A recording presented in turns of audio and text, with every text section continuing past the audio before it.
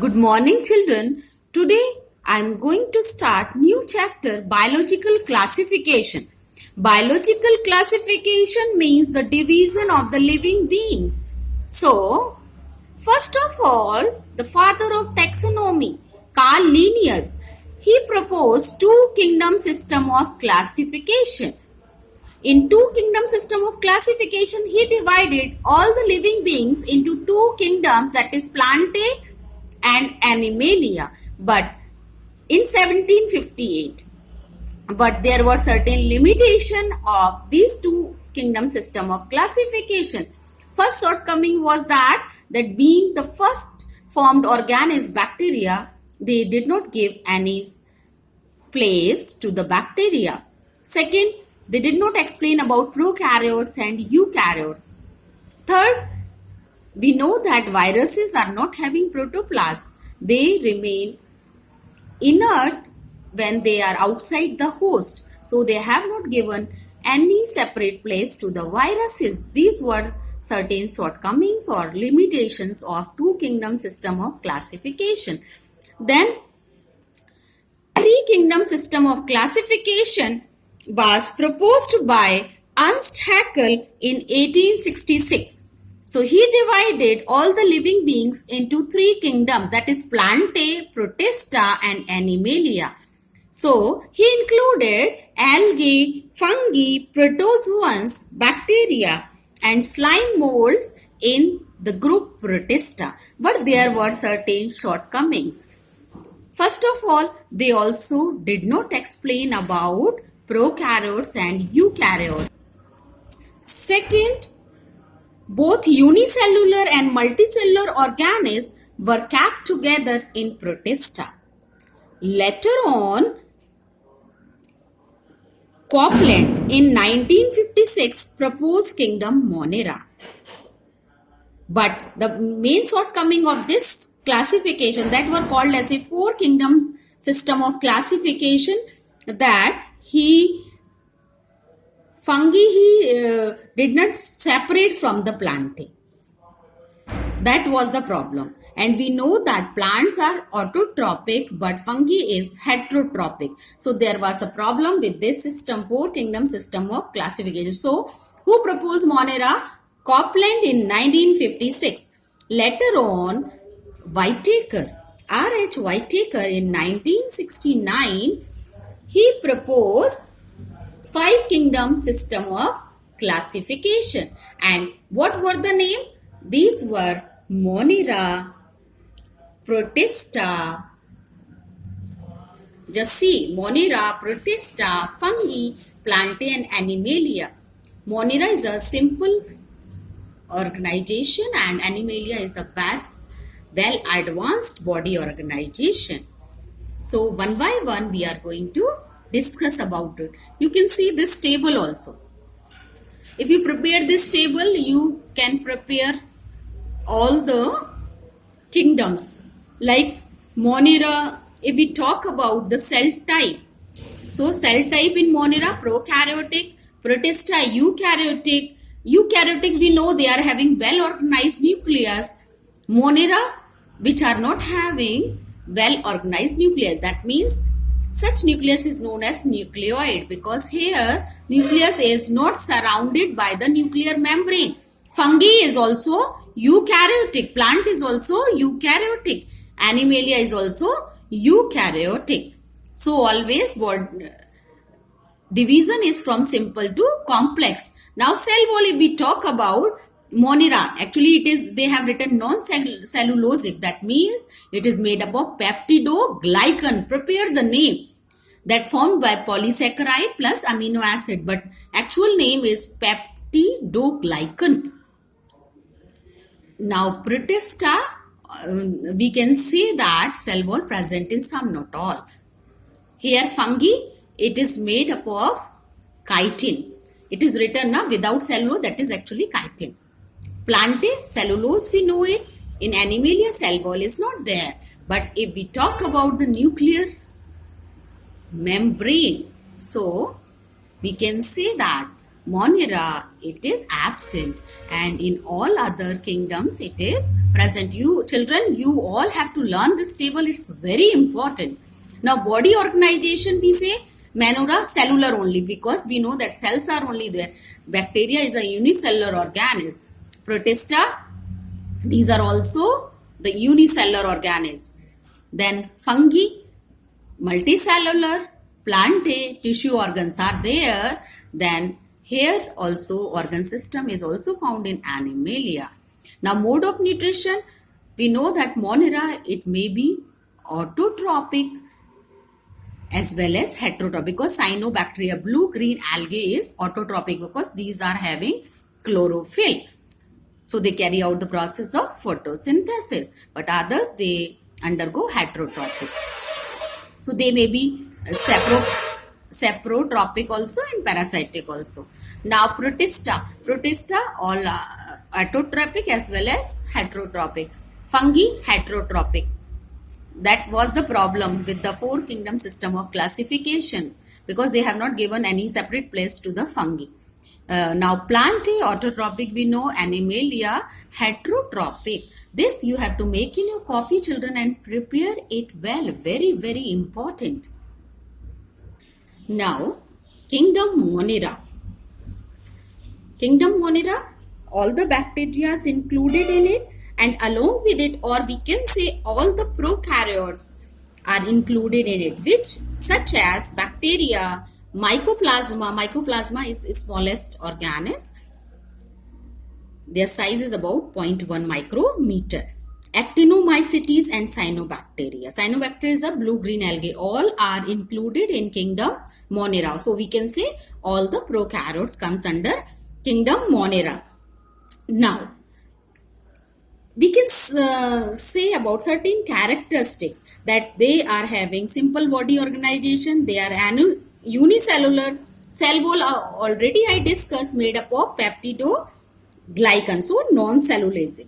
And the main thing is that membrane bound cell organelles are absent here. DNA is naked, we can say, because nuclear membrane is not found, so we can call it as a nucleoid. Flagella also, it is single stranded. And reproduction by asexual methods, means gametes are not formed. And some of the Moneras also have the capacity to fix nitrogen, and they convert it into nitrates. And always remember, children, one more thing I want to tell you, that bacteria, the term bacteria was proposed by Ehrenberg, Ehrenberg, Ehrenberg in 1829. And you know that these are cosmopolitan, means widely spread into air, water, soil, and they can also withstand with the very extreme temperatures like 78 degrees Celsius to minus 190 degree Celsius. Their size always ranges from 1 to 10 micrometer in length and width 0.7 to 1.5 micrometer. Now children, you can see certain diagrams. These are the different shapes of the bacteria. So on the basis of the shape, if we talk about, they are of different type. Bacilli, you can see, it is cocci, bacilli, spiralia, then vibrio. 4 types are there that you have to draw in your copy. So coccus, cocci, we can say, cocci, this is a singular term, plural is coccus, C-O-C-C-U-S. These bacteria are spherical shaped, but they are not having any flagella. You can see the diagram. Flagella is not found in this.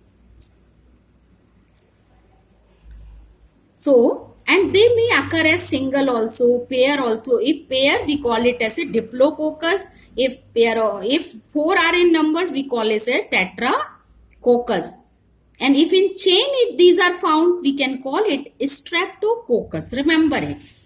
Now bacillus. So bacillus is a plural term. Bacilli is a singular term.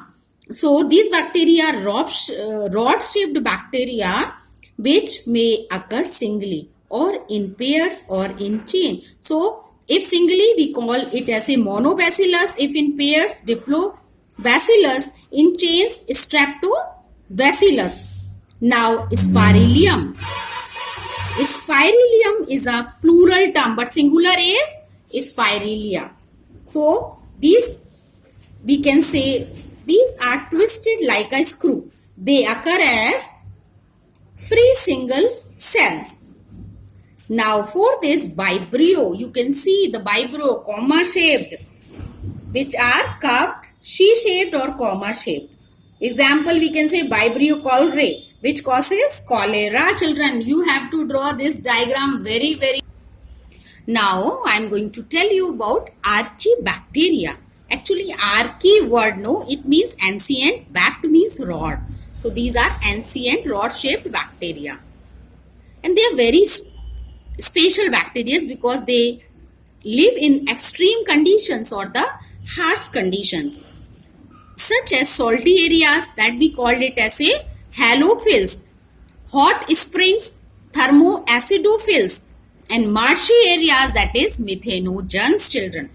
So characteristics of archibacteria, these are as most primitive prokaryotes. These are most primitive prokaryotes. Second, they are found in stress, environmental conditions such as high salt content, then we can say edge of the ocean, hot sulfur springs, volcanic ball, and gut of animals also. Example, methanogens. Their cell wall lack peptidoglycan. Okay, this is the specific or we can say salient features of archibacteria, and these are generally chemoautotrophs. That means they synthesize their food from chemicals. Now, types of bacteria. Methanogens. These are actually three types: methanogens, halophils, and thermoacidophils. So, I am going to tell you first methanogens. These are anaerobes. Anaerobes means which respire in the absence of oxygen. They live anaerobically in gut or alimentary canal of the ruminants. Do you know ruminants? That means the cud chewing animals such as cow, buffalo, goat, etc. And these have been exploited for the production of gobar gas. We know in gobar gas methane is present.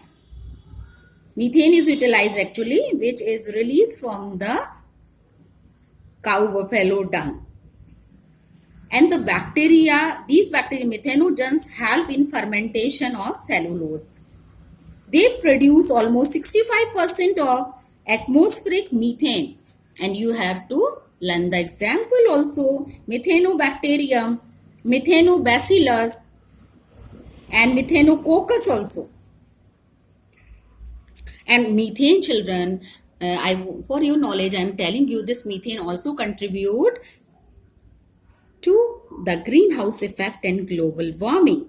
Now, second is halophils. These are found in extremely saline environment, means where more salt is present, and they are also anaerobes. Okay, and we can say that here also they contain a chemical called halorhodopsin to pump chloride into the cell to prevent cellular dehydration. Once again, I am telling, they contain a chemical called halorhodopsin. Okay, to pump in chlorides into the cell to prevent cellular dehydration, so cell will not dry up. Example, Halobacterium, Halococcus. Learn the example carefully, children. Now, third is thermoacidophils. These live in both extreme heat and acidic pH. pH that is about 2, and you know that 2 is very low pH, means it can live in very highly acidic conditions. And they also respire, or they are also anaerobes. These organisms oxidize sulfur to sulfuric acid. You can note it down.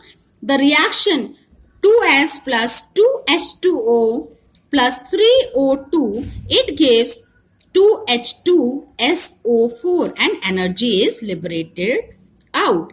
Example, you can write thermoproteus, thermoplasma. So children, now little bit about eubacteria also I am going to tell you. These are actually the true bacteria and they are having rigid cell wall. And if they are motile, they are having flagellum. Flagellum, we can say singular term and plural is flagella. Okay? And cyanobacteria, these may be found in three forms. Unicellular, example, Crococcus colonial, as in Microcystis, and filamentous in nostoc.